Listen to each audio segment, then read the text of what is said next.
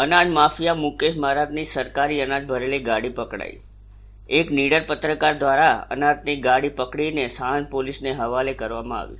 સાણંદ વિસ્તારમાં 4000 કિલો ગેરકાયદેસર સરકારી અનાજ ભરીને જતી બોલેરો પિકઅપને ઝડપી પાડવામાં આવી। પત્રકાર દ્વારા સમગ્ર ગેરકાયદેસર અનાજનું સ્કેન્ડલ ઝડપી પાડવામાં આવ્યું। સરકાર દ્વારા ગરીબો માટે જે અનાજ સસ્તા અનાજની દુકાનના માલિકોને આપવામાં આવે છે, તે દુકાન માલિકો દ્વારા તે અનાજ માફિયાઓને વેચી મારવામાં આવે છે। પત્રકાર દ્વારા અનેકવાર આ અનાજ માફિયાઓ વિરુદ્ધ વિડીયો પ્રસિદ્ધ કરવામાં આવે છે, તેમ છતાં પણ આ અનાજ માફિયાઓ બેફામ છે।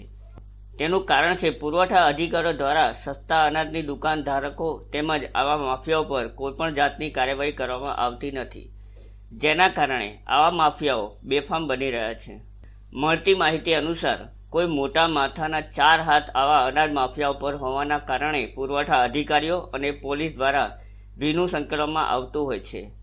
આ જે ગાડી પકડાઈ છે, જેમાં 2 અનાજ માફિયાઓના નામ સામે આવ્યા છે, એક મુકેશ મહારાજ અને બીજો વિવેક પારેખ, જેઓ અમદાવાદના માધુપુરા, શાહપુર, દાણીલીમડા, વટવા જેવા વિસ્તારોમાંથી રાત્રિના સમયે ગેરકાયદે અનાજ ઉઠાવીને સાણંદ ખાતે આટા મિલમાં વેચી મારતા હોય છે।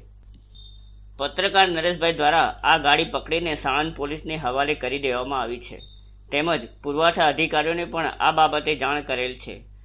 પરંતુ મુકેશ મહારાજ મોટો અનાજ માફિયા છે, તે યેનકેન પ્રકારે આ વાતને દબાવી દેવાની કોશિશ કરશે અને તેમના આખાઓ દ્વારા પોલીસ અને અધિકારીઓને ભીનું સંકલવા માટે દબાણ કરવામાં આવશે। હવે જોવાનું એ રહ્યું કે પોલીસ અને પુરવઠા અધિકારીઓ અનાજ માફિયાના આકા ગણાતા મોટા માથા આગળ નતમસ્તક થાય છે કે પછી આવા અનાજ માફિયા પર કાયદેસરની કાર્યવાહી કરે છે।